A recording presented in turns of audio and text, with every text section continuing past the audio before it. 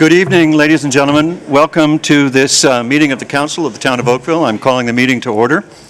And it's always a pleasure to have so many people here with us. For one thing, it means that when we sing "O Canada," we'll have probably a pretty rousing performance compared to what we usually do. And at this time, I'd like to invite everybody to rise to join Council in "O Canada," which will be followed by our opening prayer and our moment of silence.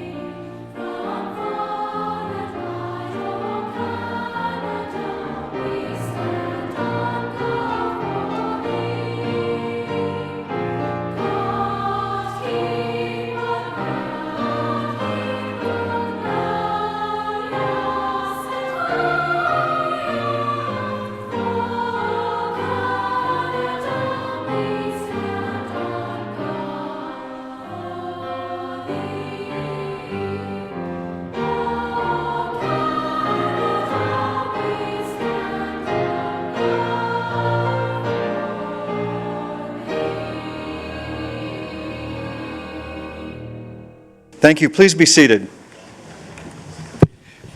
I have to tell you, that might be the best performance that's ever been heard in this chamber. It was remarkably cooperative and harmonious at the same time. Very Canadian, ultimately. Don't you agree? I'm now going to read Councillor's opening prayer, and then we will have a moment of silence, and then we will begin our agenda. God, grant us understanding and patience that justice, truth, and honesty may be evident in our decisions. Make us mindful of the needs of the people throughout the town of Oakville. Help us govern with the wider community in mind, and so create in us a desire for progress and responsible action.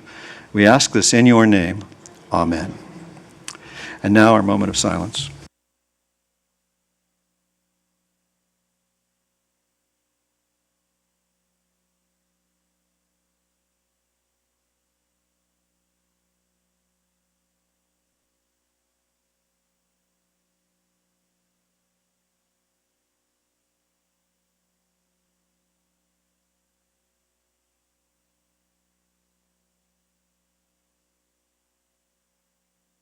Thank you, ladies and gentlemen. Madam Clerk, do we have regrets for this evening?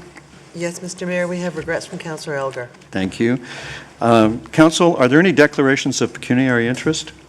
Thank you. Council, how do you wish to deal with the minutes of the previous meetings of Council on July 4th, July 11th, and August 8th? Councillor Duddick gives us a motion to approve. We need a seconder. Councillor Johnston, all in favor? Opposed? The minutes are adopted. We have no public presentations, but we do have delegations, and here's my list. This one has changed. It's on the agenda. Oh. Victoria Behue. I understand we have a delegation from the Oakville Arts Council. Ms. Bethune, Victoria Bethune. She is on behalf of Megan. She's making her way. I can see her.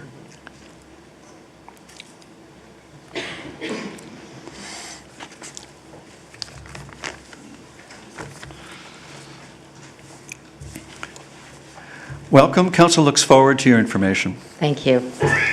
Your Worship, Mayor Burton and councillors, thank you for providing me with the opportunity to speak.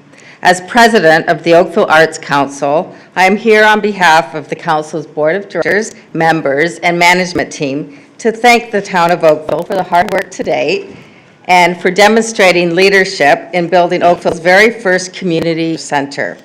We are pleased to have been part of this process and look forward to fostering and nurturing an environment that will be vibrant and will generate cross-disciplinary activity at QEPCC. This is an incredible endeavor, and we are thrilled to be part of it. The Oakville Arts Council is very excited to move into Queen Elizabeth Park Community and Cultural Center in January 2012, and we will continue to work with the arts community and the town of Oakville to stimulate interest and enhance capacity among our local arts groups. As apparent, we all hope collectively to advance shared goals and in creativity and culture, and that the center will support collaboration, cohesion, and innovation. We would like to acknowledge and thank Nina and her team, as well as the many community arts groups and volunteers that were part of the QEP working group, for their dedication and leadership.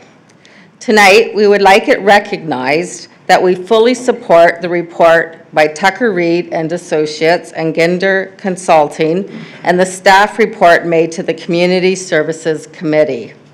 Going forward, we will be pleased to continue to work with the town to provide a collaborative and collective voice for Oakville's artists and arts organizations, and to work towards the successful integration of the Oakville Arts Council and the many arts groups into QEPCC. In closing, thank you, Mayor Burton and Council, for raising the funds in support of QEPCC, and for being the champions to ensure the arts in Oakville have a home. Mayor Burton, your support of the Oakville Arts Council, the arts community, and in the QEPCC project specifically is truly appreciated. Again, thank you from the Oakville Arts Council and the many artists and arts groups we support. We look forward to being in our new home. Thank you. Thank you very much for your information. There are no questions. Thank you. The first delegation, next delegation is Lynn Cassidy, Executive Director of Ontario Charitable Gaming Association. And with the concurrence of council, I propose to call the remaining delegations in what I think will be a slightly more logical order, so that we have the officials first and then the Oakville groups to finish. So that way the Oakville groups have the benefit of hearing everything before they delegate. No objection? All right. So Ms. Cassidy? Welcome. Council looks forward to your information. Thank you, Mayor Burton and Council, for allowing me to address you this evening. I'm Lynn Cassidy. I'm the Executive Director of the Ontario Charitable Gaming Association, the provincial association that represents charities and nonprofits that fundraise through gaming in Ontario. The charities of Delta Oakville Bingo are longtime members of the provincial association. And we have here tonight, both sides of the council chambers are filled with representatives from the Oakville charities. The charities here have unanimously supported the direction for the revitalization of charitable bingo and gaming initiative with the Ontario Lottery and Gaming. We have advocated strongly that the charities in Oakville be in the first group for implementation, because we're very aware that the revenues have been dropping very quickly over the last number of years. We've worked collaboratively over the last 5 years with the Ontario Lottery and Gaming and with our private sector partners, including Delta Bingo, to develop strategies to stabilize and grow charitable bingo as a fundraising tool for Ontario charities. The Criminal Code of Canada, under which the charities operate, charitable bingo does not allow charities to conduct and manage events using technology. This can only be done by a government body, and hence the partnership with the Ontario Lottery and Gaming was formed 5 years ago. We have 6 bingo centers that have been operating successfully with electronic bingo gaming during the past 6 years, and they have raised over $35 million for their charities. Last summer, the provincial government gave approval for the Ontario Lottery and Gaming to expand this initiative for charities in Ontario. Charities and nonprofits have seen their bingo revenues decline at a rate of 8 to 10% each year over the last 10 years. In 1998, we had over 6,000 charities fundraising through bingo in 200 plus facilities. Now we have about 65 facilities and under 3,000 charities that can access this method of fundraising. The revitalization of Charitable Bingo initiative is intended to stabilize and grow the industry over the coming years by introducing technology and products that are consistent with the existing Charitable Bingo gaming paper products. The model is very well regulated, with the Ontario Lottery and Gaming responsible for conduct and manage, and the Alcohol and Gaming Commission of Ontario providing regulatory oversight. At the same time, the model preserves the direct participation of the charities in the operation, maintains the direct flow of revenue for organizations, and provides a stream of revenue for the municipalities. The vote tonight is not only crucial for the Oakville charities here in these chambers, but is very important to the 40 bingo facilities with approximately 2,000 charities who have clearly indicated that they wish to move to this new model with the Ontario Lottery and Gaming. Your support will signal the willingness of municipalities to work collaboratively with their charities to preserve and grow their revenues. We would urge you to support the recommendation by your city clerk regarding this terrific opportunity for charities. Thank you. Thank you for your information. Councillor Khan? Thanks very much, Ms. Cassidy, for your report.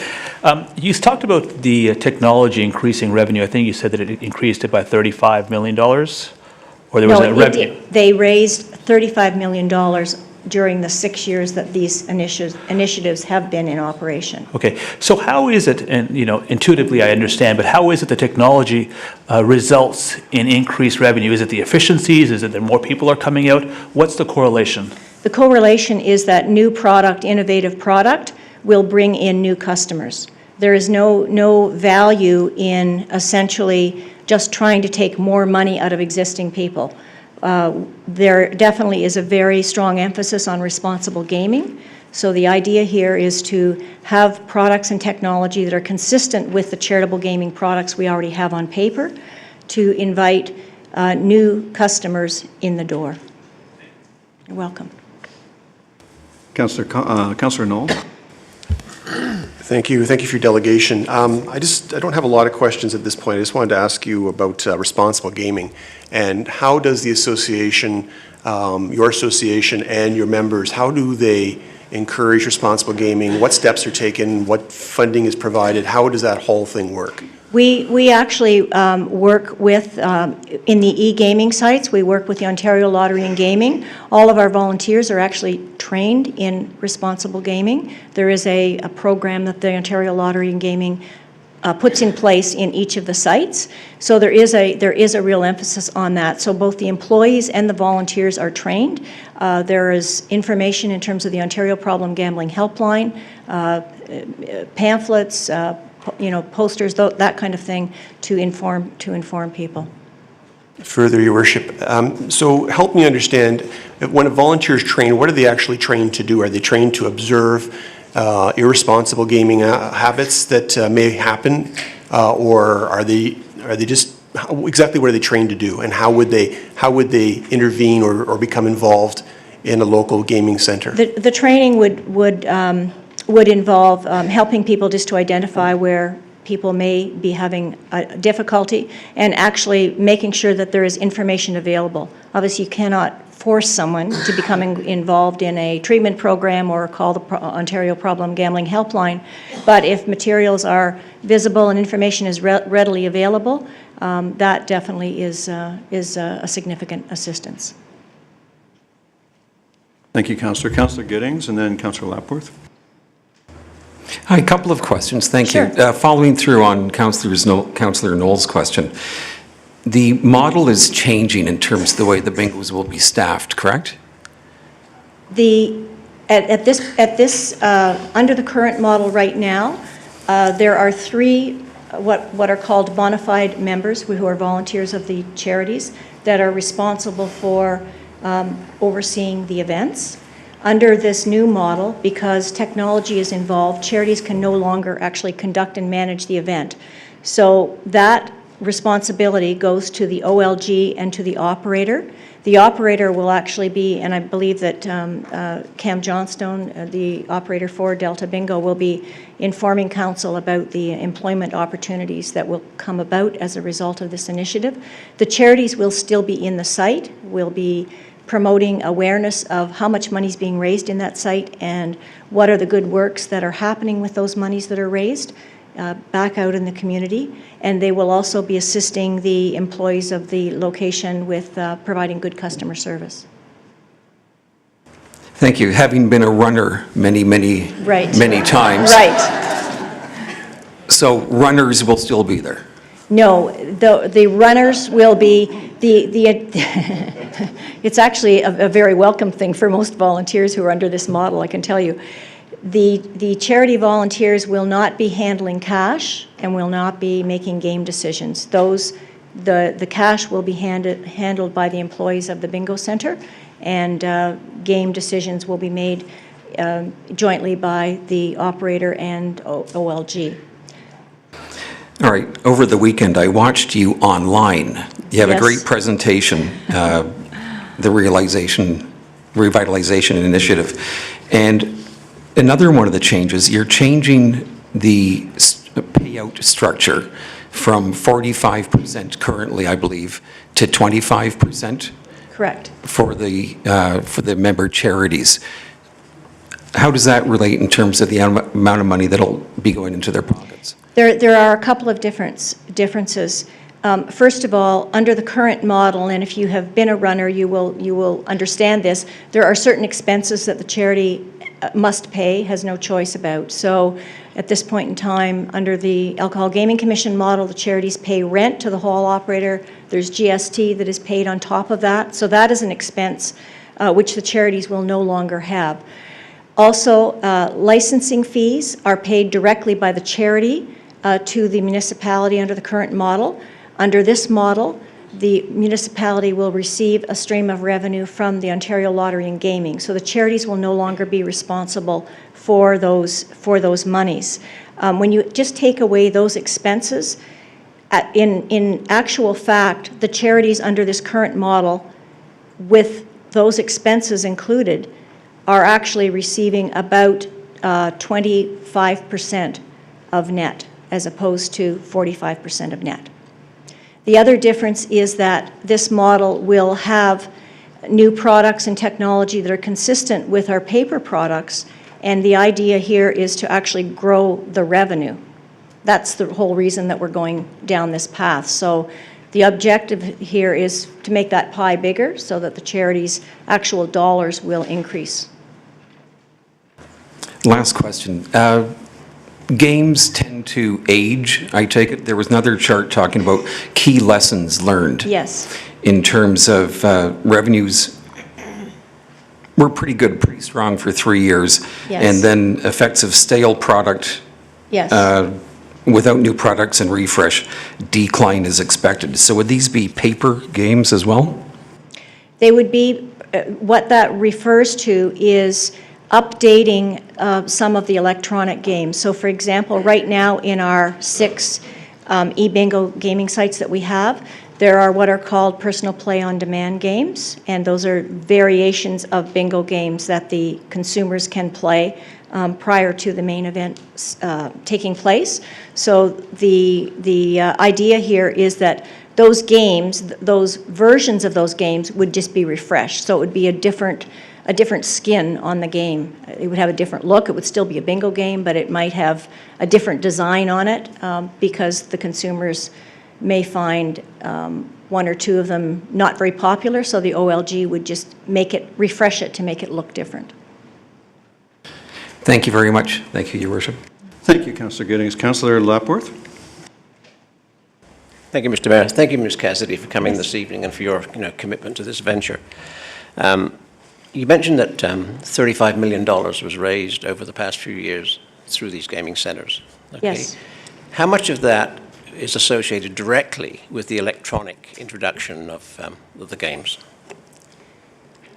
Well, we cannot really extrapolate that completely because in all of these venues, the traditional paper bingo still exists and is still played. And I think it's roughly, I may be out a little bit on this, but I think it's probably about 50% paper, 50% electronics, and many customers actually play the electronics and use the paper as well. So it's hard to extrapolate that. What we do know is that the rest of the industry that did not have the opportunity to participate in electronic bingo, that the revenues have been declining 8 to 10% every year, and this is documented through the data that the Alcohol Gaming Commission of Ontario collects.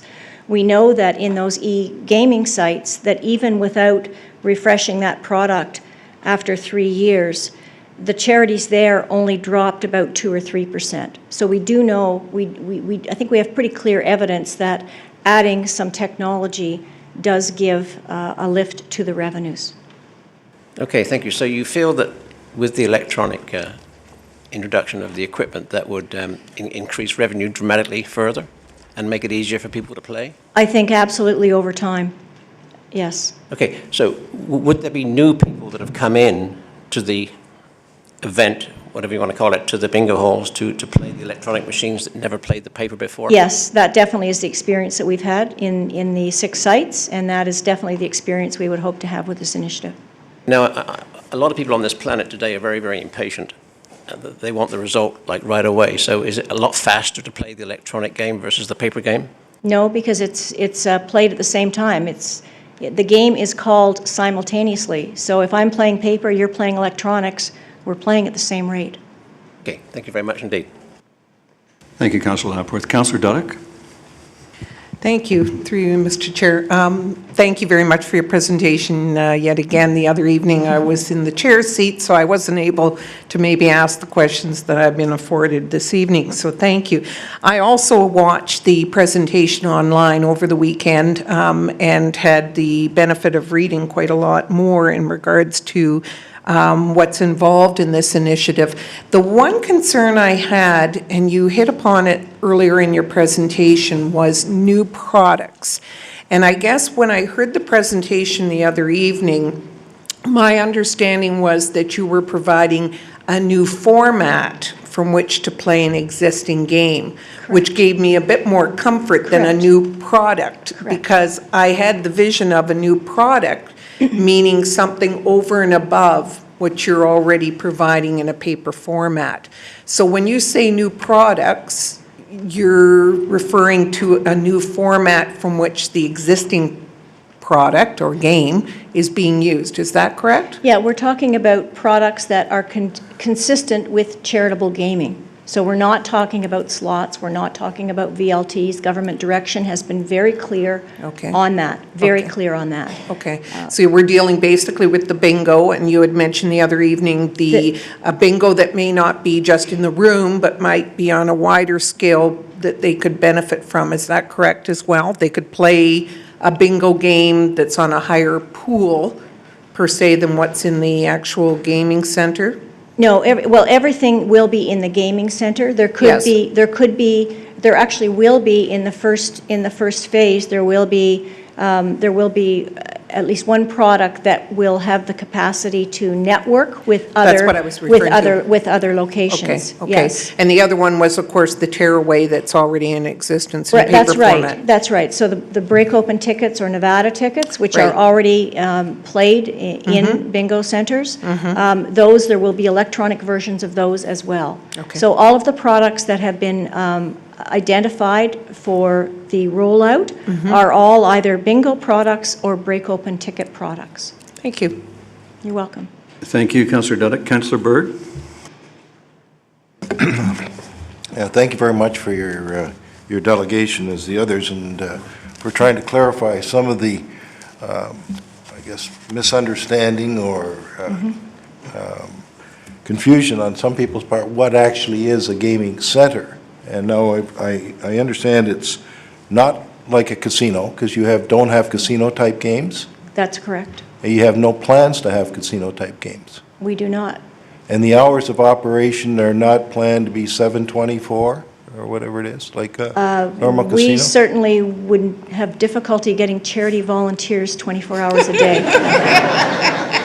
Well, but you're going down on the number of like, two things that bother me. If the whole idea was to get more money to the charities, then when you read that the split, which is what, 45% right now, goes to planned on under the new format goes down, and you partly explained because there's less hours required from volunteers under the new format. There's less expenses required from the Right. charity side, and as well, because there will be a broader range of Right. variety Right. of games on the that are consistent with the charitable gaming product, so there will be more types of bingo, more types of break-open tickets that people can play. We're hoping to attract new customers and therefore grow the pie. So the charity revenue share in terms of a dollar value will actually be bigger than what it is now.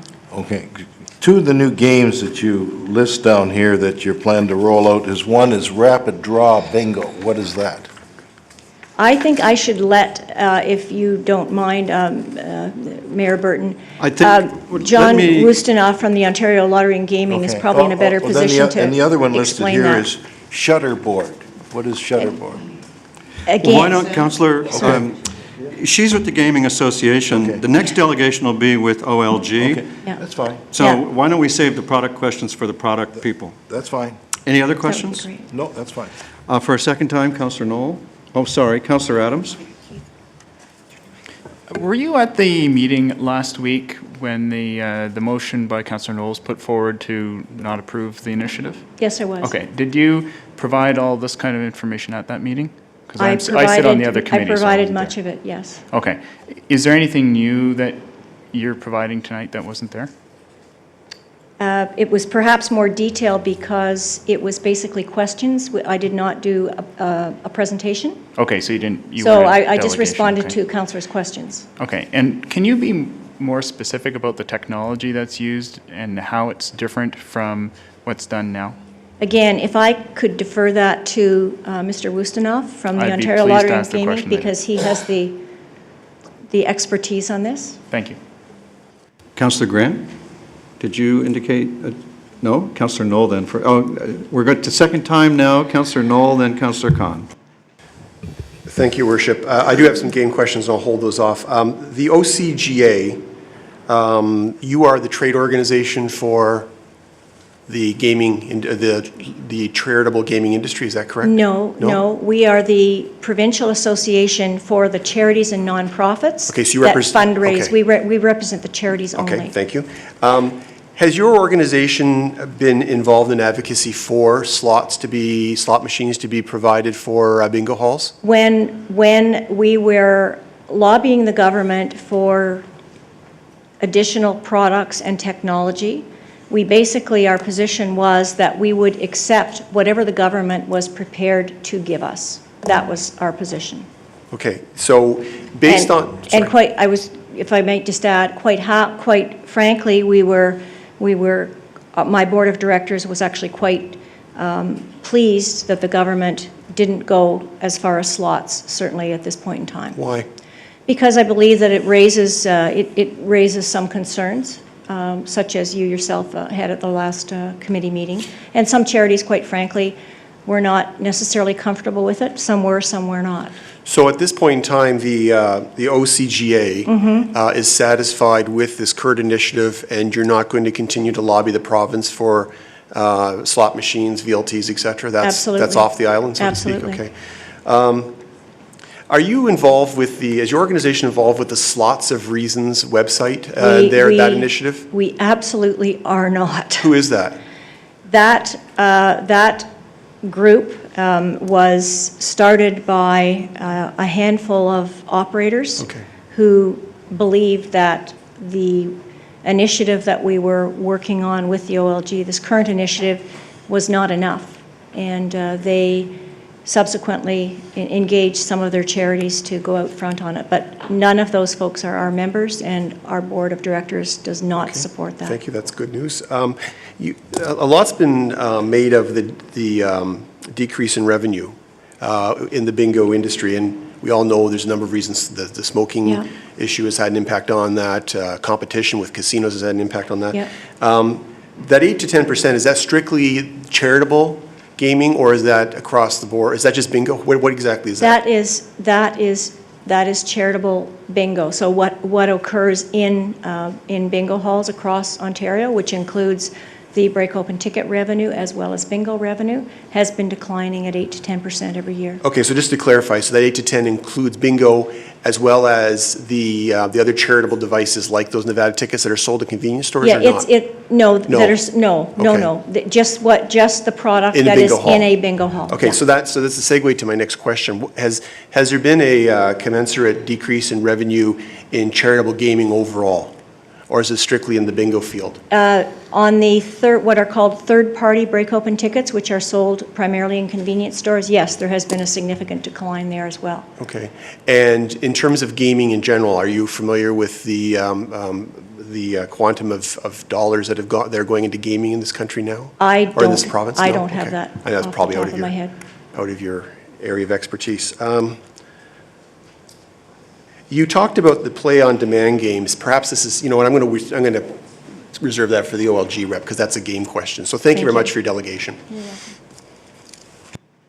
Councillor Khan, do you have a question for the association? Just to wrap up, since our last ASC meeting, which I was also not present, I was at the CSC meeting for that one, there's been a rumor mill that's started up that this is all about slot machines, this is all about VLTs, and I know you said it unequivocally. This is simply about bingo and not about those. Are you unequivocal about that? Absolutely. We had very clear direction right from the minister's office, right from the premier's office, that slots were not part of this initiative. Thank you very much for the time and the information. You're welcome. And My we'll pleasure. now call John Wisternoff. No, we need order. I was myself a runner many years for the hockey, and I understand very much the feelings, but we must have order. So please, no more displays. Thank you.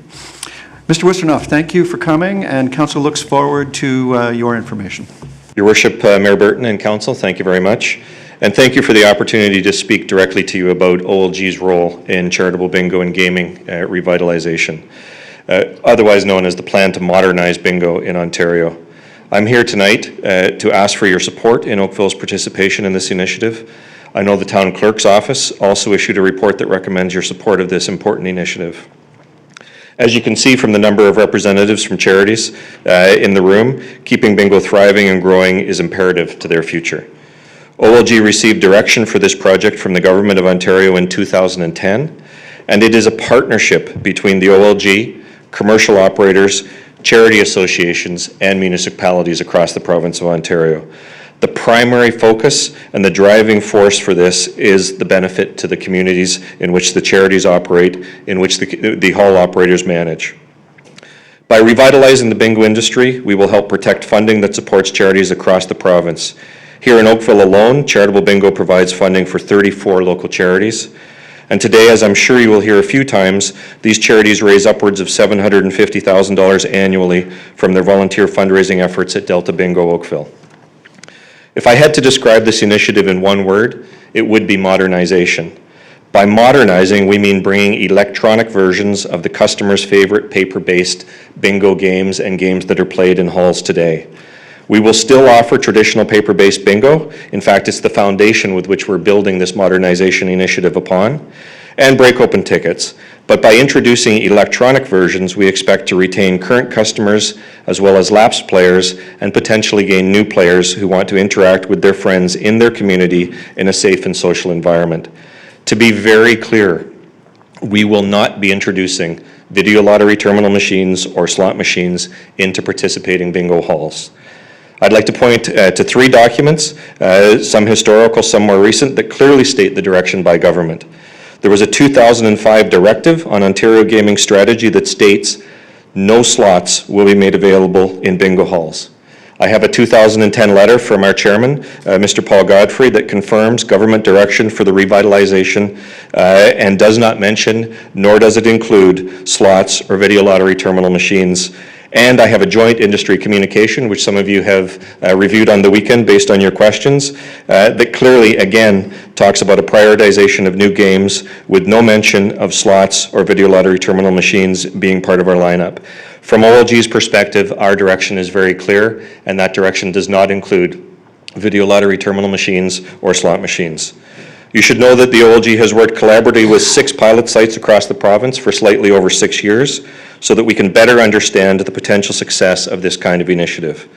Those partnerships of the 6 bingo halls located in Barrie, Kingston, Peterborough, Windsor, and Sudbury allowed us to definitively say that we have achieved positive results from this particular initiative.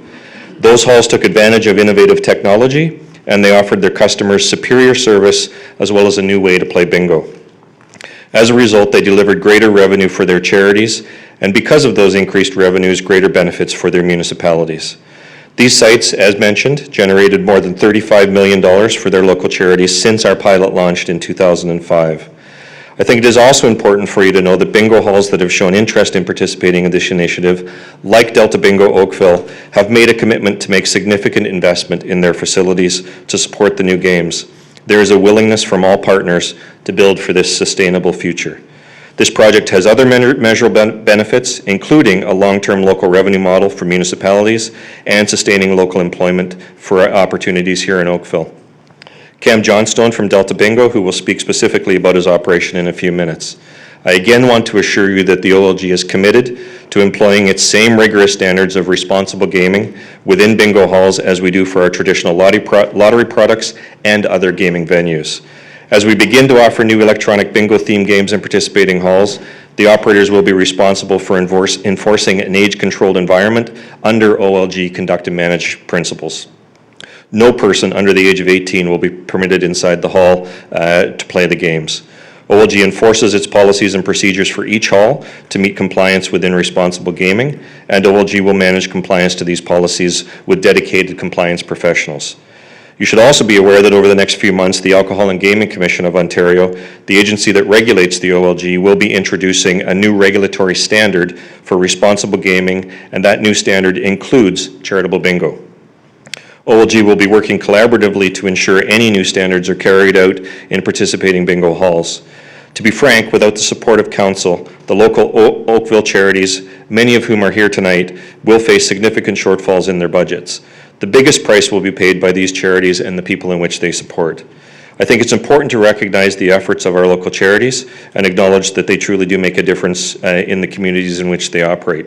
We're all here tonight to show our commitment to supporting, working together for a common benefit, and I urge you to please show your support to your local charities.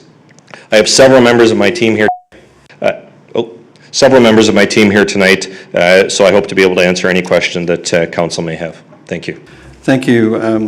I have one piece of clarification that I'd like to ask you for that I was hoping would be in your presentation. So would you go to the document you mentioned, the May Joint Industry Communication that you said you have with you? Yes. And would you go to the third page, the bottom of the third page where it talks about final standard contracts? Yes. I want to call your attention to the sentence at the end of the page. In order to facilitate this change, final standard contracts will need to be signed by OLG and the respective commercial operators, charity associations, and municipalities. Correct. Is that correct? Yes, it is. Some municipalities are handling it in other forms, but all municipality will sign the contract. Right. So I'm expecting or hoping that council will make clear tonight that this contract is to come back to council for public consultation and approval by council. And I think that's very much the Oakville way. But what I'm looking for from you is clarification that there'll be a schedule attached to this contract which will be the only permitted gaming products and formats. Is that correct? There is a schedule on the back of the draft contract that does include the products and initiatives that are involved in this launch, yes. Perfect. So that means that we do have local control. Thank you very much. And Councillor Knoll, you're next. Thank you, Worship, and thanks for clarifying that for us. That was great. I have a number of questions. First of all, in terms of the game mix, I understand the software that you're using currently. I think there's two vendors in particular I've found. it has the option of being able to use this play-on-demand feature that was alluded to earlier by the previous delegate. Can you explain what that means exactly? What is play-on-demand? Certainly. Play on demand is the terminology that we've given to a series of interactive electronic bingo themed games. So if you picture, if you will, the hall in which we're introducing electronic versions of traditional products. And one of the modernization initiatives is to add electronic assisted play, which we think is fundamental to bring bingo from paper only and attract new players. One of the play on demand features within that electronic bingo is the fact that they can play personal games of bingo while the broader bingo game is going on within the hall. So that's a game essentially played against a computer. That's correct. And in this case, the technology would be a random number generator. Yes. Okay.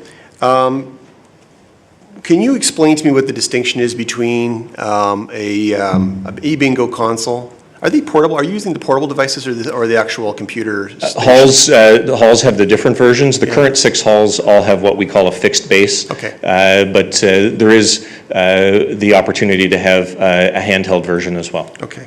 So can you explain the distinction between the what have become very controversial VLT systems versus what's being proposed here? If a VLT is a standalone terminal where you can play a game against a random number generator, how is what you're proposing different? Well, other than just to be clear, I understand that there's session play, yes, and there's play on demand. The session play is a no-brainer. I think that's an easy thing. So in terms of the play on demand, that's the question.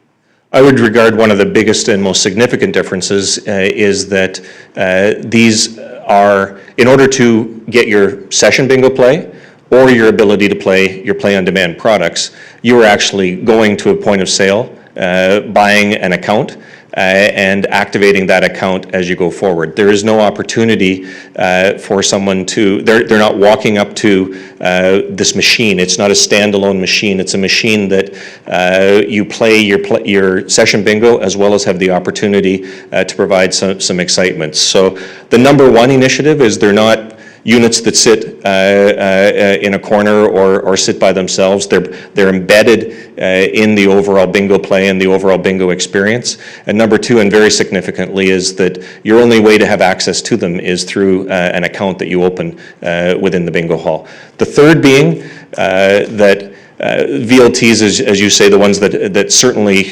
create a very strong response. These play-on-demand games are restricted to bingo and bingo-themed products. They aren't some of the games that you may have or you may read about or worry about in other communities or provinces. Okay, I just want to be clear about that. During the at the ASC meeting, I know you weren't there. I asked a similar question, less detail. And I was advised that Nevada-style games would be part of the video-on-demand system. And a Nevada game very much looks like a slot machine. Is that the case, or? The Nevada games would be termed the electronic break-open tickets. Right. So, and what we plan to do, just to appeal to different mentalities of entertainment. We can take a break-open ticket and simply replicate the peeling of that in an electronic format. So that is what an electronic break-open ticket looks like. It is not what I would call the play-on-demand. It's part of the electronic break-open ticket. And if you look at in the documents that were present when we talk about the products that are there, we talk about play on demand, but we also talk about electronic break-open ticket and electronic instant tickets, which would again purely be an electronic form of an instant ticket. We also talk about shutterboards, which is a game that is played currently in Delta Oakville, but it's had to be played manually. Those are creating some issues, so we have the opportunity to bring an electronic version of a shutterboard product into Delta Oakville, which allows the current players of shutterboard to keep playing that product. So the break-open tickets are not using an RNG, then it's using basically a preloaded ticket, is that correct? That's correct, okay. Yes. Okay.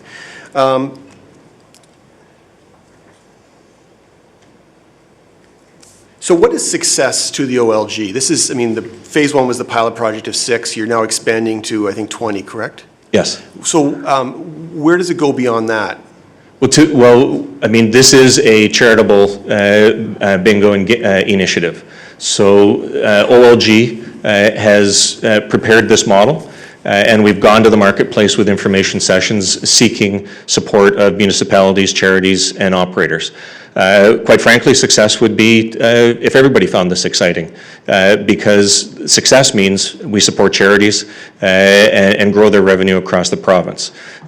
So we are not here to dictate or mandate. We're here to say we think based on 6 pilot halls and based on about 6 years of working with operators, very close relationship with the charities, that we have a model that does not include video lottery terminals or slot machines that will revitalize charitable bingo and the many charities that rely on it for funding. So that really is success. Successful charities, more funding is success. And when do you roll out beyond 20?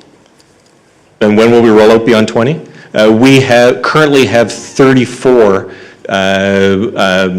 halls and charities that have said yes. So we're in the process of going from our phase 1 halls, of which Oakville was chosen to be one of them, as Lynn had mentioned, and we will work our way through over the next 12 to 18 months to hopefully get these products into every community charity organization and operator that's requested them. Okay, I just have 2 more questions and I'll let you go. The first one is, can bingo halls be licensed under the LCBO regulations? I believe they can, yes. So that's, do you know of any that are licensed now? I believe I'm aware of 2. 2? Yeah. Okay, and has anybody ever said no? Have you had a municipality or a chair, one of the hall associations say no to this? We have a number of halls, I believe we have 34 that have said yes, so of the 65 left in the province, 30 are making their mind up. So they make it, but nobody's actually, have you ever had a municipal partner say no to this? No. Not yet, okay. Or I shouldn't say not yet. We didn't recommend it yet, but we haven't said no. Thank you very much for your delegation. Thank you. Thank you, Councillor Knoll. Councillor Dudek? Thank you. My questions have been answered. Well, thank you very much, Mr. Wisternoff, for your information, and we'll call the next delegation now. Thank you, I appreciate it.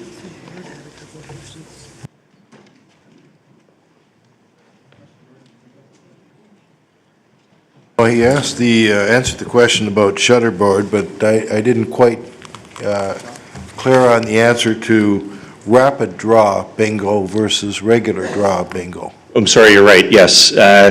Rapid Draw Bingo is a product that we will do a bingo draw every 10 minutes for the hall to be able to participate in. So we will, much like a lottery ticket, it'll be based on a bingo card. We will allow people to purchase their lottery or rapid draw bingo tickets. There'll be an interactive display within the facility which will draw those numbers to allow people to participate along with it. And that draw will conclude every 10 minutes with prizes being awarded and another draw happening. But you have to be present to play. That's correct. Okay, Yeah. Thank you. Thank you, Councillor Bird. Thank you, Mr. Wisternoff. Thank you. All right. The next delegation will be Cam Johnstone, the owner of Oakville Delta Bingo. Mr. Johnstone, welcome. Council looks forward to your information. Great, thank you. Good evening, Mayor Burton, members of council, and friends. I stand before you tonight to request your support to approve staff's recommendation for the town of Oakville to participate in the Charitable Bingo Revitalization Initiative. Your vote tonight will have a positive impact on your community when you vote to support the town staff's recommendation. I know that many of you support several of the local charities that are part of the Delta Bingo Oakville's Charity Association. In fact, it's clear that many of you have actually sold bingo cards in our facility, so that's fantastic. So you will understand why I'm passionate about their causes. I've been involved in the bingo business for 20 years. During that time, my company has helped local charities in various municipalities raise in excess of $200 million. It's something we're very proud of, and we are leaders in the industry, not followers, and we're very proud of our record in terms of bingo. I need to impart to you tonight that the bingo business is on a steady decline, and it has been for the past decade. It is not just in the case of Oakville, but there is evidence of revenue drops throughout the province. At one time, there were 240 halls operating bingo in Ontario. Today, there are only 65. At one time, my company operated 10 Delta bingo halls. Today, we operate only 6. The fact is, we need to introduce new games that not only appeal to current players, but games that will also attract new and lapsed players. We need to modernize the industry. Paper games on their own cannot sustain bingo into the future. We need to offer electronic versions of bingo games to turn the corner to start the revitalization of charitable bingo. Like any other industry, if we do not keep up with technology, we will be left behind. In fact, we actually have been left behind. We have won the lottery, however, with the Ontario Lottery and Gaming Corporation. We have now been chosen in Oakville to have the opportunity to participate in the Charitable Bingo Revitalization Initiative. Other municipalities and charitable associations desperately want this initiative in their community. Without the OLG, we cannot offer electronic versions of bingo games to our players. In fact, we cannot offer any technology whatsoever. We'll have to stick to paper-only games and watch the revenues decline or disappear for all parties. Most relevant, of course, is our local charities. Commercial operators like me have given their time and expertise to participate in the partnership model that drives the common benefits for all involved. As part of this initiative, Delta Bingo will be committing to an investment in our facility to support the new electronic gaming format. Our initial investment will exceed $500,000 and plans for much more spending in the near future. No charitable funds will be reused for this renovation. The Delta Bingo Oakville wants to be part of this initiative, as does the Delta Bingo Charities Association. Together, we have formed a solid working relationship over the years and have been able to generate more than $750,000 annually for member charities that support local programs in your community. We at Delta Bingo want to ensure that the revenue stream for Oakville charities continues to flow. The reality, however, is that for the past 4 years, the Oakville Hall has been losing money. We have chosen to maintain this operation in anticipation of this very initiative that we see before us tonight. There were at one time 3 bingo halls in the town of Oakville. There is now only 1. The closure of this remaining hall means that local charities will not have a venue in which to raise the much-needed funds that benefit this community. And when they can't raise the funds in our hall, they come knocking on your door. Delta Bingo Oakville must participate in the Charitable Bingo Revitalization Initiative, or we will close our doors. It's not what we want to do, but what we'll have to do. My company has the resources to be part of the solution. The 40 employees who earn their living at the Oakville Hall have the skills to be part of the solution. The charities who raise their funds at the Hall and wish to embark on the initiative through the OLG wish to see the solution come to life. I ask you tonight to support staff's recommendation that the town of Oakville participate in this initiative. Thank you. Thank you very much for your information. Councillor Khan? Thank you very much, Mr. Johnson, for your presentation. How many employees do you employ right now at Delta? We have 40 employees right now, and should the initiative be approved, we expect that to expand to 60 at the outset and probably 80 employees by the time we're done. And those are a mixture of part-time, full-time employees? That's correct. And when we do pass this staff recommendation, that was just a shot back at Councillor Noel. Thank you for that, I appreciate it. Will there be spin-off jobs also with respect to construction and renovations? Absolutely. We are ready to start spending our money right now. We've been saving our money in anticipation of this initiative, saving our money from other halls, not from what we've made in Oakville, unfortunately. So yes, there's going to be multiple construction jobs, and it's going to breathe new life into our industry, which it desperately needs. Thank you. Thank you, Councillor Khan. Councillor Adams? Thank you for attending this evening. If the motion that Councillor Noel passed through at ASC last week was passed tonight, how long would your organization stay in Oakville? Well, we're losing money as we speak, so I guess it would be within a month that we would close our doors. And I really don't want to sound like I'm trying to Within a month? Within a month, yes. And I don't want it to be a threat. It is a reality. It's a business decision. We lost $300,000 last year. And without technology, we cannot continue our operation. And I was a bit dumbfounded at the Administrative Services Committee to find that it wasn't supported, because to me, the rest of the world has technology. We're the only industry that I'm aware of that has been able to survive without it, and we cannot survive any longer. And right, I believe that the number of charities involved right now is 34. Is that That's correct? Correct. And what level of revenue are they generating right now? They're currently generating about $750,000 a year. And with the new initiative, we hope to see that number come up to previous levels, up closer to the $2 million range. So there's a $2 million funding allotment available, and it gets divvied up based on who's in, I presume? That's correct. The charities and us are partners. So the more money they make, the more money I make, which is why I'm always trying hard to make them money. and all the charities like that. And, yes. And so does Oakville. So, the question really on the table is whether or not you continue funding charities at all. I'm sorry? The question on the table is really, do you continue funding charities at all in Oakville? That's correct. Okay. In order for my partners and I to keep the business going, there has to be a future in sight, and the future is here, and we're deciding on that future tonight. Thank you. Thank you. The next questioner is Councillor Knoll. Thank you, Worship. First, on a matter of personal privilege, I just want to emphasize Councillor Adams has referred several times to the fact, or at least twice, that it was my motion at ASC. That's unfair. I made the motion, but it was supported by the majority of the committee, so it was actually a committee recommendation and not just Councillor Knoll. And to my questions, so how, we've heard about responsible gaming and the fact that I guess it's not your trade organization, but the charities trade organization or the charities organization is involved. I understand the OLG is involved. How will you, as a local operator, should this be approved and you go forward, how will you address that? You're going to be dealing with on-demand play. You're going to be dealing with potential larger losses to players.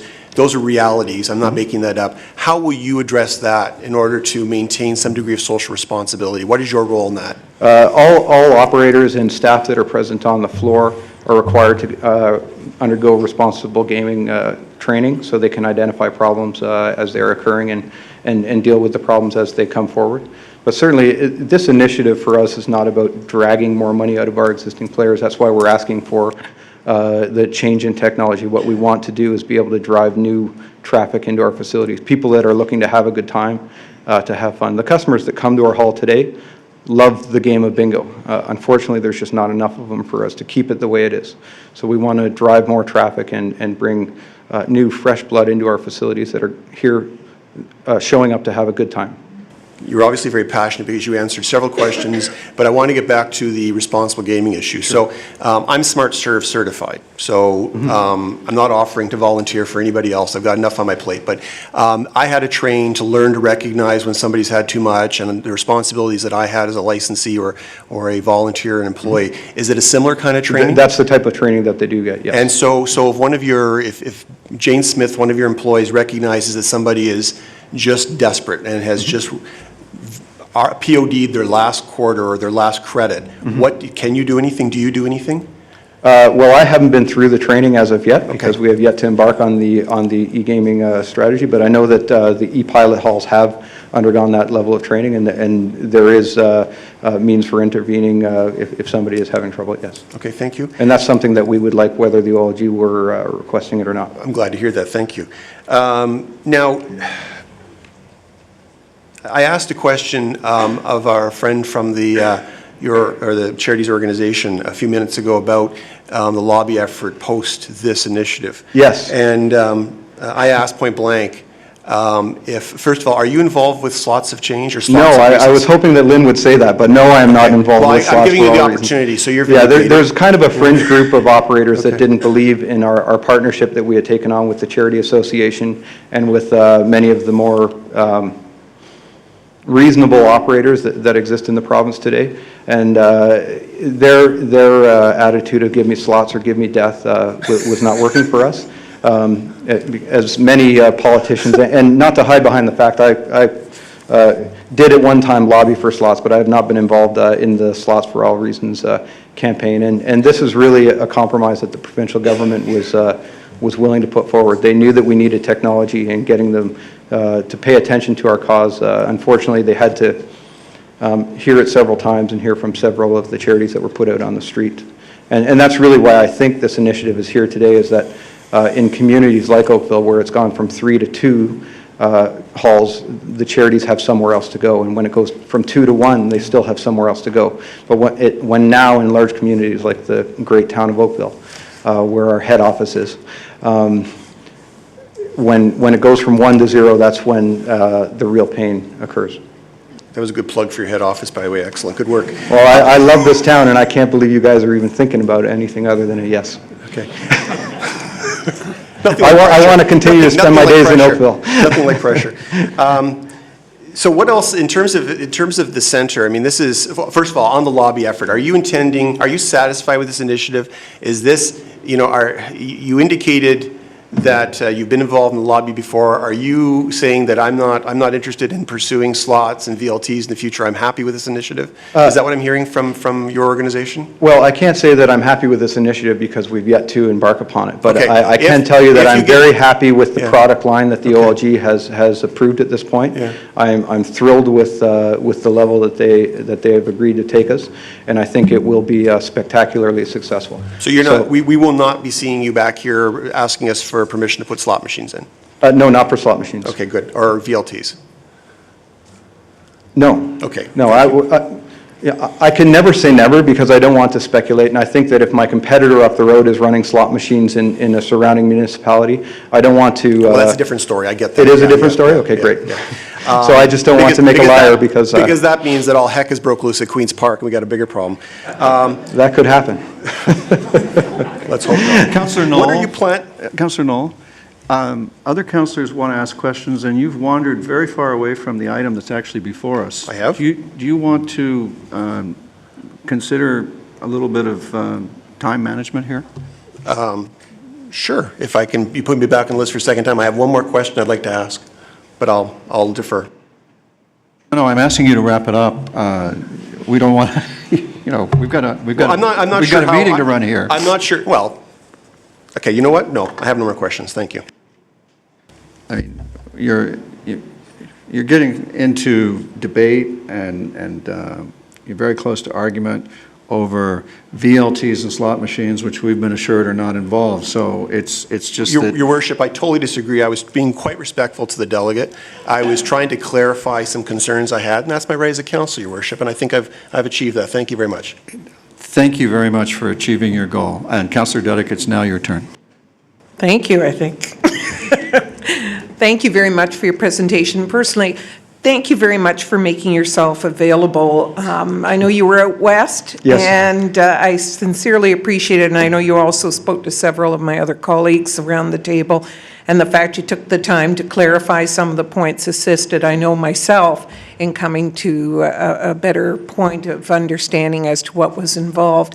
I do believe at the appropriate time, Councillor Knoll will be hopefully introducing a motion that I think the majority of us, I can't speak for the others, but I'm hopeful that the majority of us can support so that we can maintain the charitable works that you're doing in the community. So thank you very much. Thank you.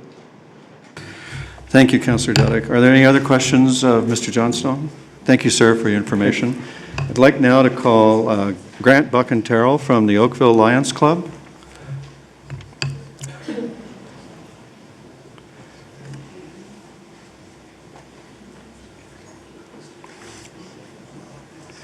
Welcome, Mr. Buckenterrell. Council looks forward to your information. Thank you.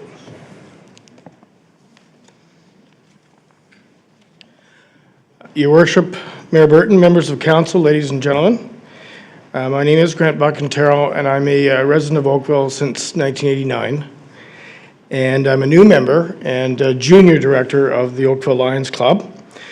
Bill Allison of our club, who has a lot more experience and depth, will be making a short presentation as well with respect to some of the activities of the club from a slightly different perspective.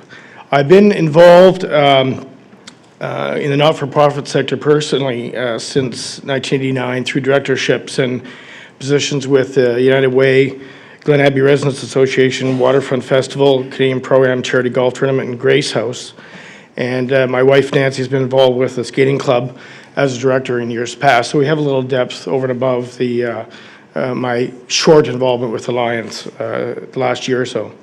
So I'm speaking on behalf of our Lions Club as one of the representatives in support of the motion to adopt the charitable bingo and gaming revitalization initiative. And my remarks are very brief. I have a few succinct points to explain our reasons for supporting it. Number one is that it's a fact that the bingo and other forms of gambling are allowed and tightly regulated under federal and provincial laws. We're not here to debate that. Many Oakvillans enjoy playing bingo at a local, easily accessible location. I've been there. I do my volunteer time. We have a wide number of people that have to go to bingo night and as part of our club duties. And we see people enjoying themselves.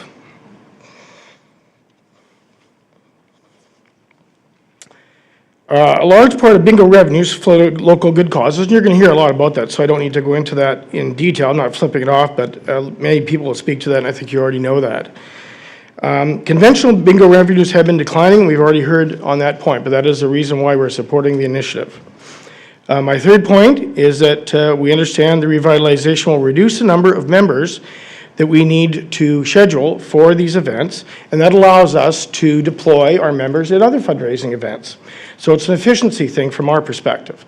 We understand, and we rely on other parties for this information, that we might be able to get by with perhaps 2 members, whereas now we have platoons of people for different shifts, and it does use up a fair degree of member involvement. As you've already heard, reason number 4 is the system will eliminate our liability for cash handling. Hasn't been a problem. We're very careful. We also have experience doing 50-50 draws at our Tuesday night cruise, which is on tomorrow night at the Boston Pizza parking lot. Dorval Drive, it's a really good cruise with lots of good cars, and we have 50-50 draws there. And we raise a few $100s that way too, so we're involved in other fundraising efforts as well. Rule number 6 is the proceeds are recycled directly in the Oakville community. This is one of the nice things about Lions, is it's very direct. The money are often raised direct, and they're recycled directly into Oakville. I like that personally. I think that's a real plus. I think that's probably the case for the majority of people that are here today.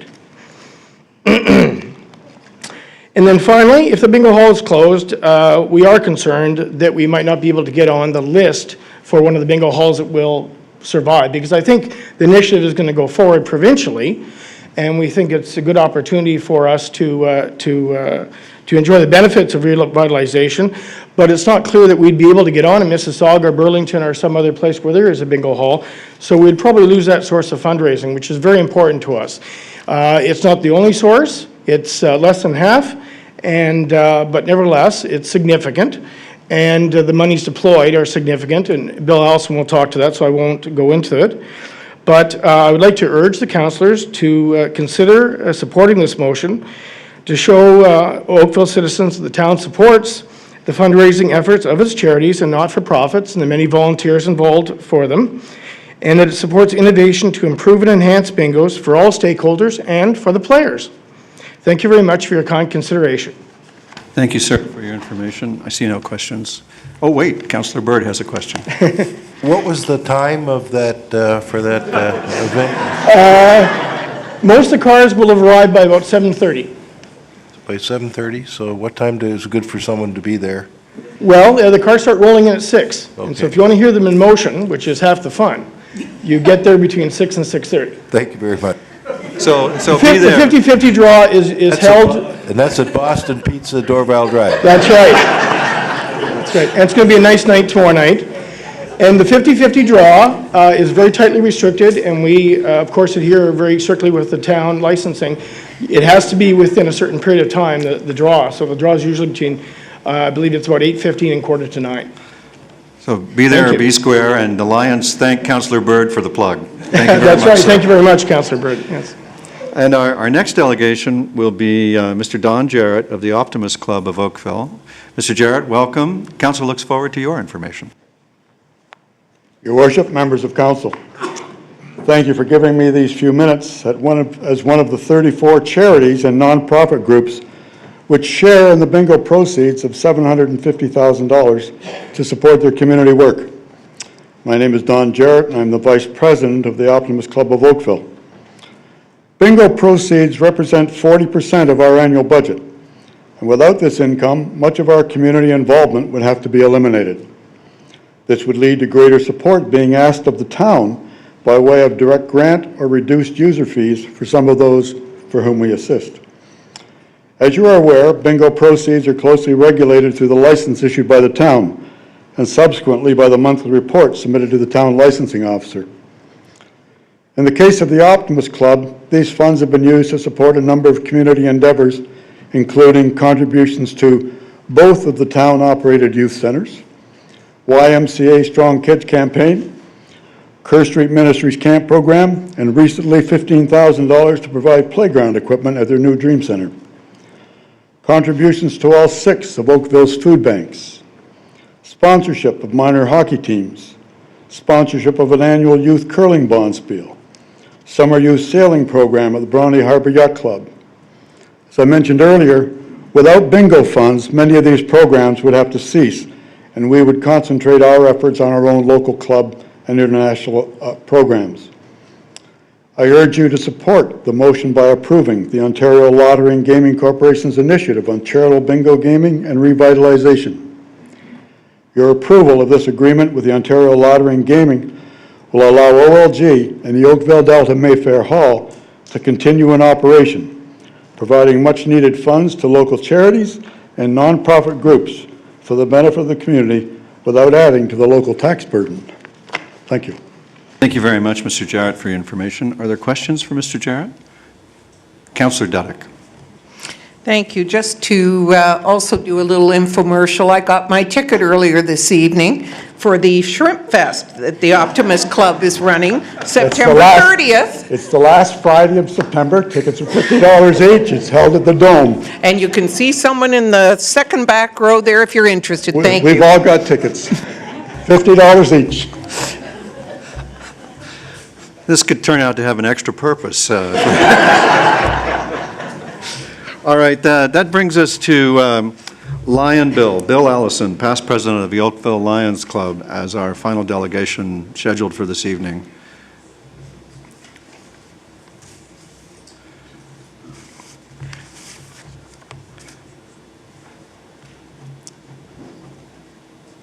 Welcome, Mr. Allison.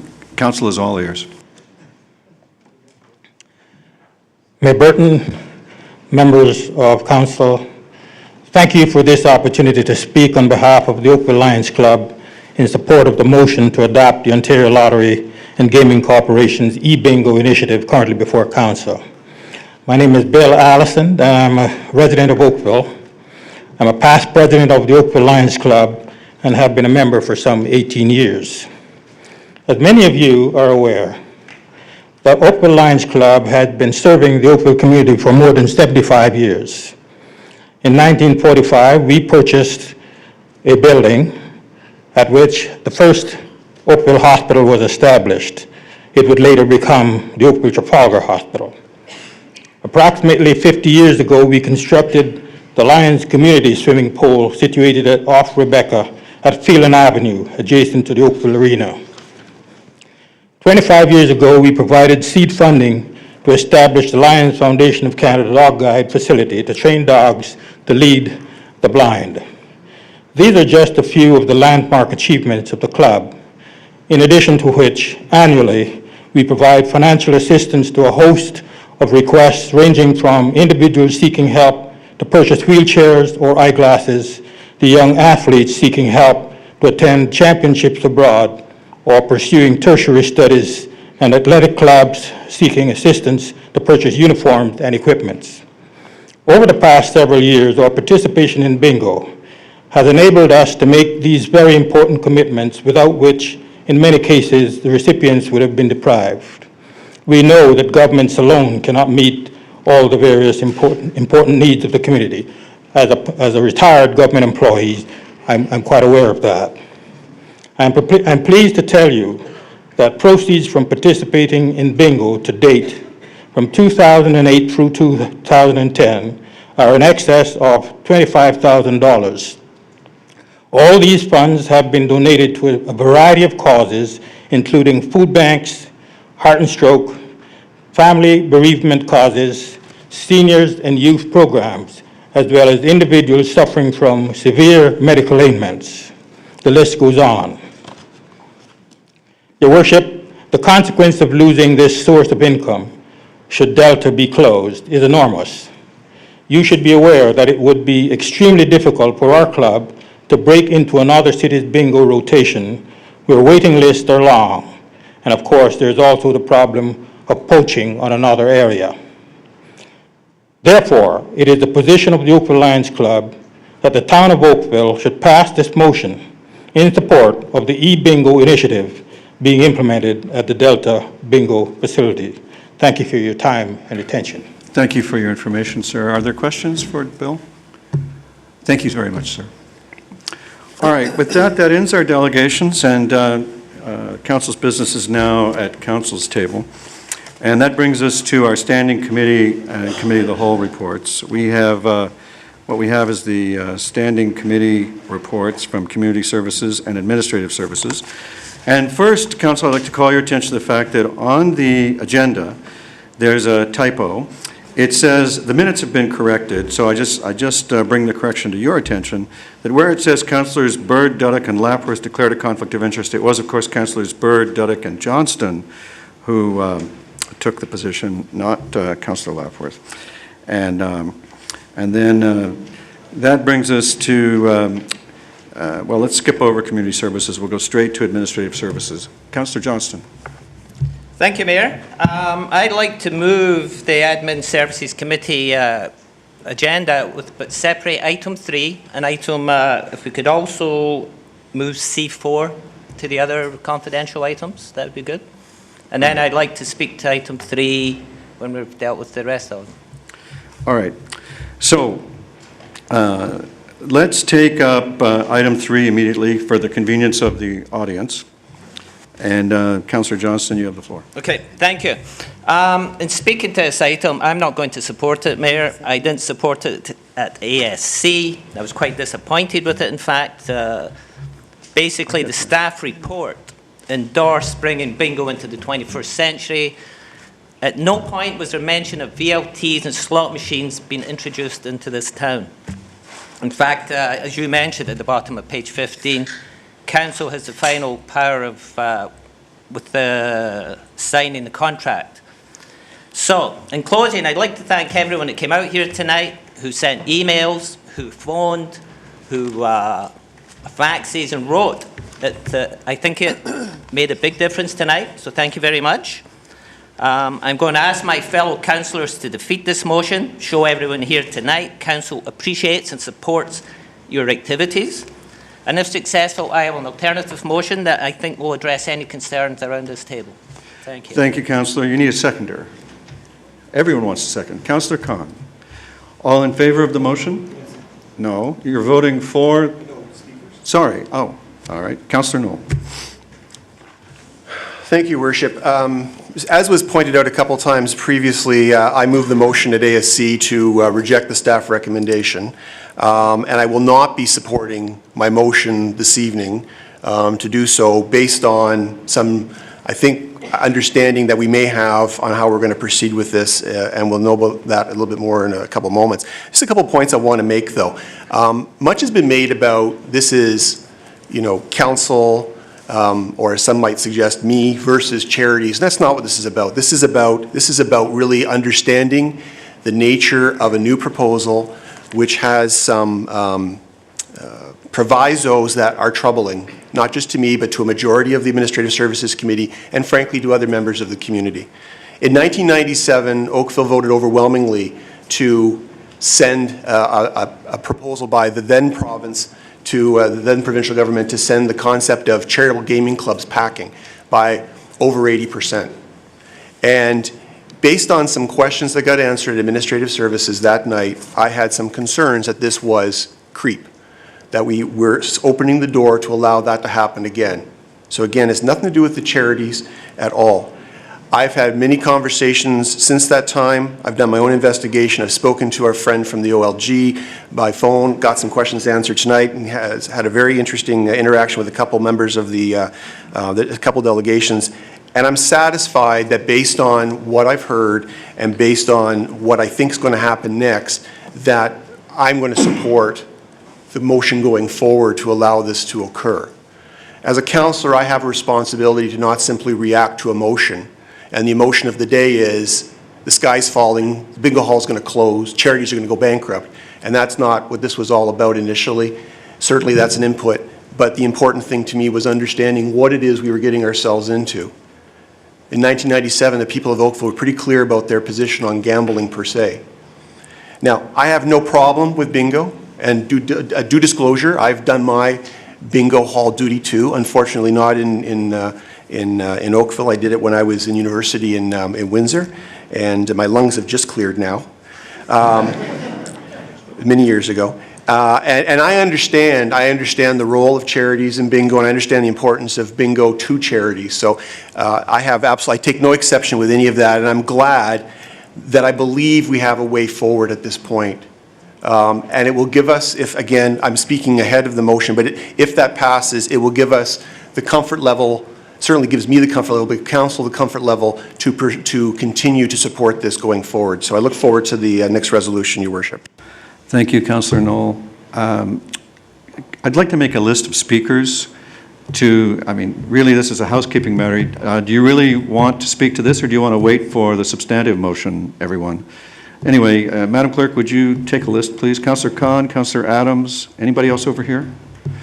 Councillor Duddick, anyone else? Councillor Khan. Thank you very much. Obviously, I'm supporting the motion. I seconded it. But the issue here is that... Actually, Councillor, if I could call your attention to the procedural wrinkle here. Please do. The motion procedurally is required to be to adopt the item as presented, but the mover of the motion is planning to vote against it, as am I, and I believe everyone else. So you're getting caught in a little bit of procedural wording here. If you're seconding it and with the mover, you're going to be voting against it, which is perfectly normal in procedurally. Don't anybody get too worried about that. So what are you suggesting, that I hold off my comments till a later date time? Well, there's going to be another motion that might be more appropriate as a place to speak. Thank you very much. Councillor Adams, did you want to speak now? All I ask for is a recorded vote to show the unanimous position of council. Thank you. Recorded vote is available on request at any time. The next speaker is Councillor Duddick. Councillor Duddick is keeping her powder dry. All right. In that case, I will ask if there are any votes in favor of the ASC motion that Councillors Johnston and Khan have put forward. If there are, stand to be recognized. All those against, please stand to be named. That would be Councillor Khan, Councillor Adams, Councillor Grant, Councillor Knoll, Councillor Lapworth, Mayor Burton, Councillor Giddings, Councillor Berg, Councillor Demoff, Councillor Duddick, Councillor Robinson, and Councillor Johnston. The motion from ASC.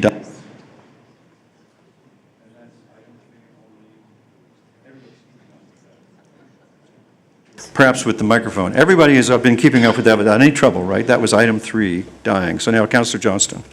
Thank you, Mayor. Thank you, fellow councillors. I have an alternative motion I'd like to propose as follows: that the Ontario Lottery and Gaming Corporation's initiative on charitable bingo and gaming revitalization, e-bingo, be endorsed, and that the contract come to council for approval and public consultation, said contract to list allowable games.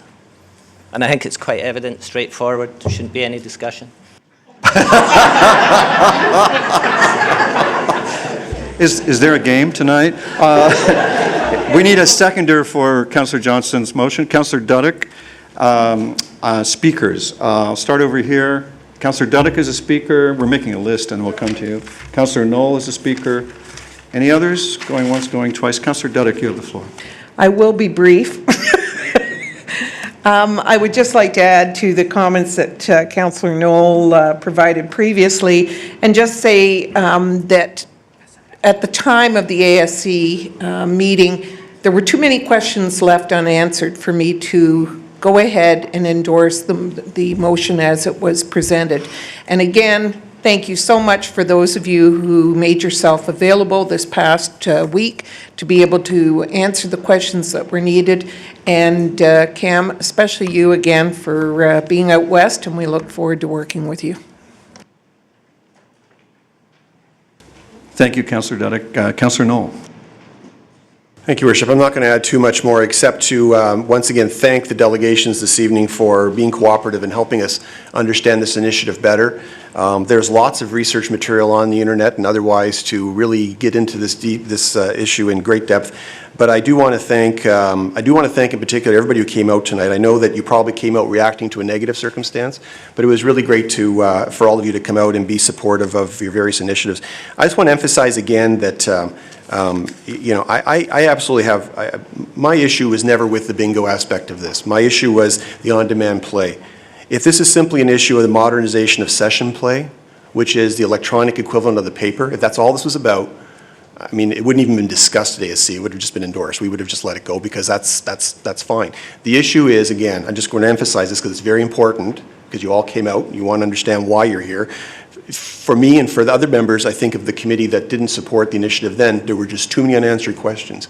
This amendment or this motion that's before us tonight includes the contract coming back.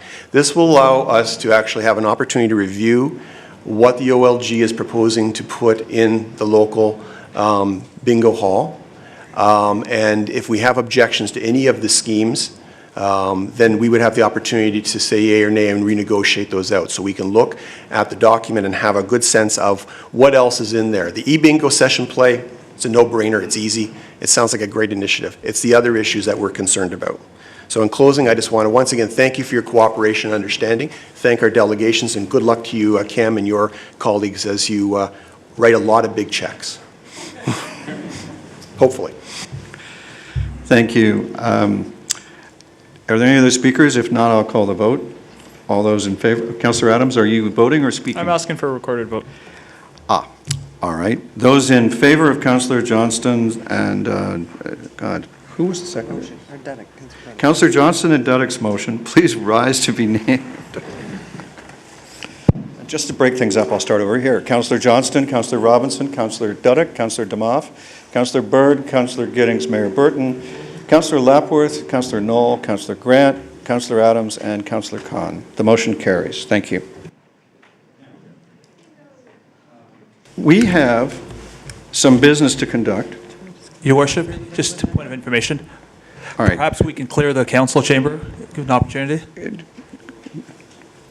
One thing at a time. We're going to have to deal with the clerk first. She makes the very sensible suggestion that, in case anybody didn't understand it, I explain that council has now adopted the original proposal that would have passed last week at the Administrative Services Committee had Councillor Khan and I been able to be there, but we were detained at the other standing committee for a matter that was very important to us.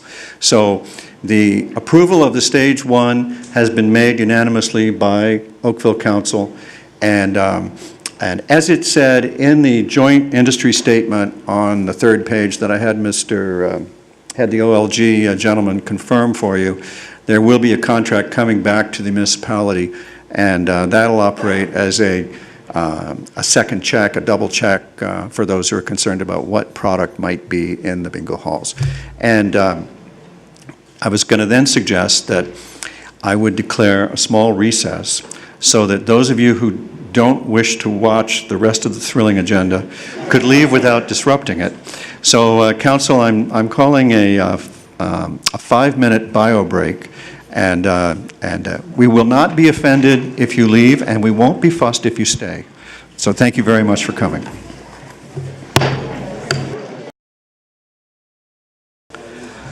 All right, ladies and gentlemen, we're now resuming our council meeting after our brief recess. And we are in the part of the agenda dealing with the standing committee reports, and we're in the middle of administrative services. Now, Council, the committee referred to us without recommendation item C4. And so the first thing I'm going to ask you is, are there two of you who would like to move and second receipt of the report? Councillor Duddeck moves. Councillor Khan seconds. Is there anyone who would like to discuss it in camera? I see none. All in favor? Opposed, if any? That report is received. Madam Clerk? Now that brings us to the rest of the Administrative Services Committee. That was already moved by Councillor Johnston and seconded by, I'm not sure if it was seconded by Councillor Khan. Councillor Khan may have seconded only the piece. So we'll look for a seconder for Councillor Johnston's motion. Councillor Knoll, any other separations or discussion? All in favor? Opposed, if any? That report is adopted. Community Services is next. Councillor Grant. Councillor Grant moves Community Services. Anyone want to second it? Councillor Adams, thank you. Discussion separations, all in favor? Opposed, if any? That is adopted. So we're done, the standing committees, and now that brings us to Committee of the Whole. We need a mover and seconder resolve into Committee of the Whole. Councillor Duddick, Councillor Johnston, all in favor? Opposed? I think it passed. We didn't have very many hands. All in favor? Thank you. All opposed? Very good. It's lifting those hands that you're elected for. That brings us to the first consent item, which is the task force recommendations and the report from me. Councillor Khan, are you? With the recommendation? Thank you. Is there discussion? All in favor? The report recommendations are carried. There are no confidential consent items. And the first discussion item is the Integrity Officer report. As it concerns me, I'm planning, as before, to leave the meeting at this time. I would like to join you for the rest of the meeting, so I hope that you'll call me back when you're done with this item. And the acting mayor for this month is Councillor Khan. So, Councillor Khan, you have the chair, and I'm leaving.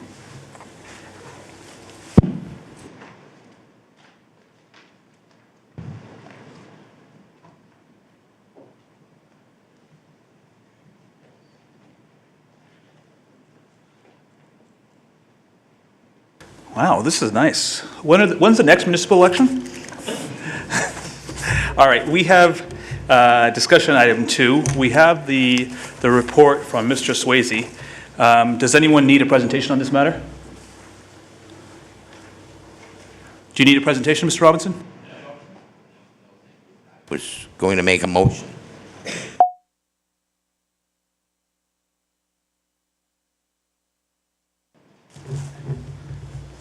Councillor Knoll? I do think in light of the topic at hand, I do think we need a presentation. Thank you very much. Mr. Swayze?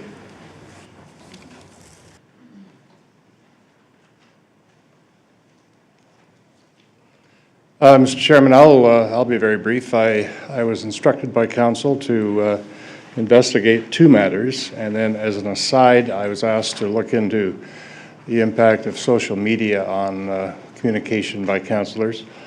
I did that over about a month, and I came to the conclusion that there was nothing to the first allegation, which was that the mayor used resources of the town to the detriment of the town for to do with the federal election, and also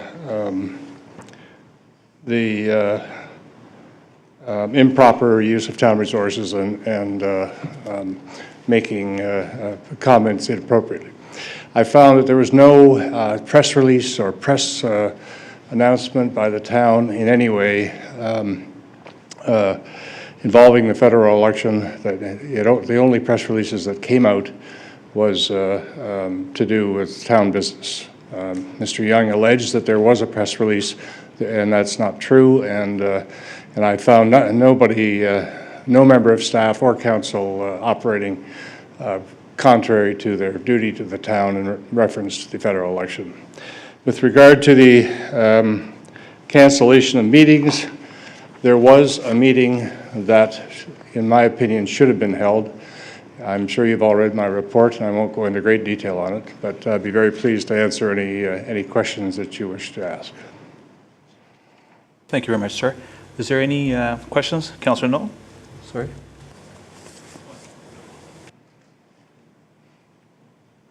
We'll start with Councillor Knoll and Councillor Robinson. Thank you, Mr. Acting Mayor.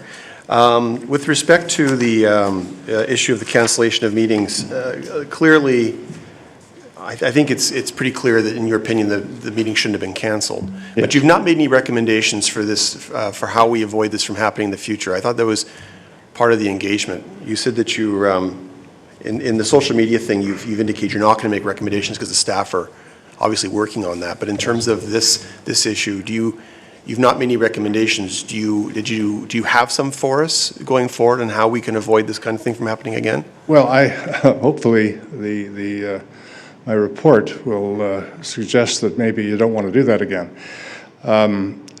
It is normally the clerk's initiative to determine whether there are sufficient items on an agenda, and I don't think that it's appropriate that any councillor, including the mayor, should be asking for meetings to be canceled unless he or she has the majority of council in favor. The jurisdiction under the bylaw, you can change the bylaw if you want, but your jurisdiction under the bylaw is a joint one between the clerk and the mayor, and the clerk normally determines whether there's sufficient items, and usually it's the clerk's initiative to cancel, not a politician who doesn't have control of the agenda and doesn't see the reports coming in. So I don't think it's appropriate for you to do that, and that's my opinion. Would you suggest that the procedural bylaw in which you're citing be changed to tighten that up? No, I think it's correct right now. The clerk has control of the information, and if there isn't sufficient items for a meeting, then it should be canceled, subject to her going to the mayor and saying, is there some reason you want to hold this meeting, even though we're going to be 15, 20 minutes in the meeting. So, and in the case that I investigated, the meeting could have been 3 or 4 hours if you include the taxi item. So I just had to say that it's not appropriate to cancel a meeting. I apologize if this sounds argumentative. I'm just trying to understand, because earlier in your presentation you said that a meeting shouldn't be canceled without the majority of council agreeing, but you're suggesting that section 2.1 sub 2 is adequate in that it gives the permission, essentially the clerk, the authority to cancel the meetings. So I'm just a little confused by your advice. I guess you could do the poll of council, the informal poll of council. I don't see the mayor, if he wants to cancel a meeting, I don't see him calling a meeting to sit down and have a formal vote on whether the meeting should be held. It just doesn't make sense. But perhaps your bylaw could be changed to say you can do a poll of councillors to determine whether a meeting should be canceled. Okay, but in your presentation you said that the meeting shouldn't have been canceled without the majority of council. Right. But that section of the bylaw doesn't say that. That's right. So I'm confused. That's right, and that's what I said. It could be changed. You could change that to say that a majority of council can do anything, right? Almost anything. But you change that? But so you don't need to change any bylaw with regard to that. That's clear. Councillor Robinson. Mr. Chair, with your permission, I'm prepared to give you a motion. Well, Councillor Johnson has a, okay, he'll defer. Go ahead, Councillor Robinson. Councillors, I move that the report of the integrity officer on the investigation carried out by him as requested by Terrence Young be received. Thank you very much. Let's call the question on that. Councillor Knoll, go ahead. I want to propose an amendment to the motion, and it would simply be that the matter be referred to the staff along with the social media issue. I'd like to refer this portion of the report for consideration of staff to look at an amendment to the procedural bylaw. I'm not sure if that's necessary. I'll just check with the clerk, but I think a staff direction might be more appropriate for that. I'm fine with staff direction. Either way, as long as it's somehow recorded, that's fine with me. Thank you. Mr. Chair, if it's staff direction, it's not recorded in the minutes. And I'm not quite sure, I'm sorry, you're referring the social media to staff as well as a procedure bylaw? No, I use the social media as an example, saying that along with the social media. So I know that's already gone, staff are already working on that. What I would like to refer to staff, either in the motion or by a simple voice referral, is I'd like to refer the issue of the cancellation of meetings to staff to consider wording for a procedural bylaw amendment in the future. And I'm absolutely fine with a verbal direction, it's fine. Mr. Chair, we can take that as verbal direction when we bring forward the procedure bylaw for any kind of amendment in future. Thank you, Madam Clerk. Any other speakers? I'll call a question. All in favor of Councillor Robinson's motion? Oppose? That carries. Thank you. We'll take another 2-minute recess. Thank you, Mr. Chairman. Can someone call the mayor back? All right, council now resumes its Committee of the Whole meeting, and the next item on the agenda is the Oakville Hydro bylaw amendments. And council, we have a presentation, if you wish it, from Oakville Hydro on the bylaw amendments, but they're pretty straightforward. And then you also have a confidential item which they can't present in public, but on the other hand, you may or may not need a presentation. But I need to know if you want to go into camera for that. Councillor Knoll? If we don't have any other interest, I will move the recommendation in both the in public and confidential item. Thank you. So is everyone clear that Councillor Knoll is moving all of the Oakville Hydro items? Anyone have a problem with that? All those in favor? Opposed, if any? Those are carried.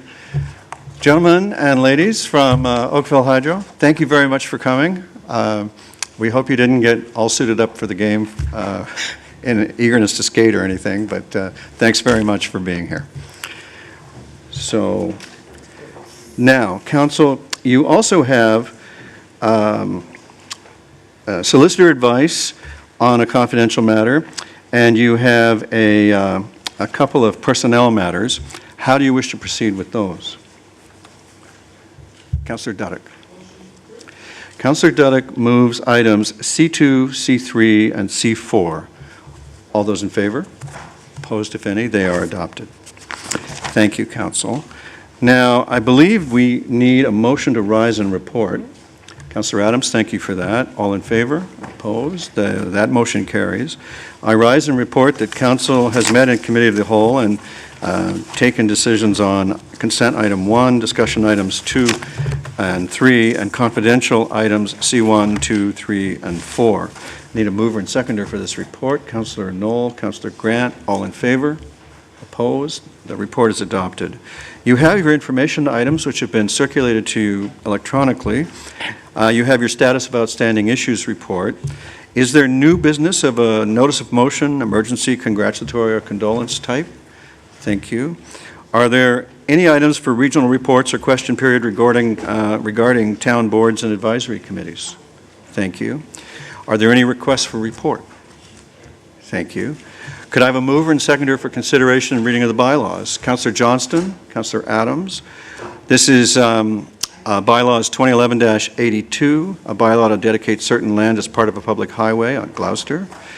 85, which is a bylaw to amend Town of Oakville bylaw 2008-93, a bylaw to provide for the licensing and regulation of various businesses. 2011-87, which is the bylaw to provide for the levying of payments in lieu of taxes for the year 2011 on Helton Healthcare Service and Sheridan College. 2011-89, which is the bylaw to amend bylaw 2010-184, a bylaw to make appointments to the Board of Management for the Bronte Village Business Improvement Area. And 2011-95, which is the confirmatory bylaw. All in favor? Opposed? The bylaws are adopted. We have completed our agenda. Thank you very much for your time and attention, and we are adjourned.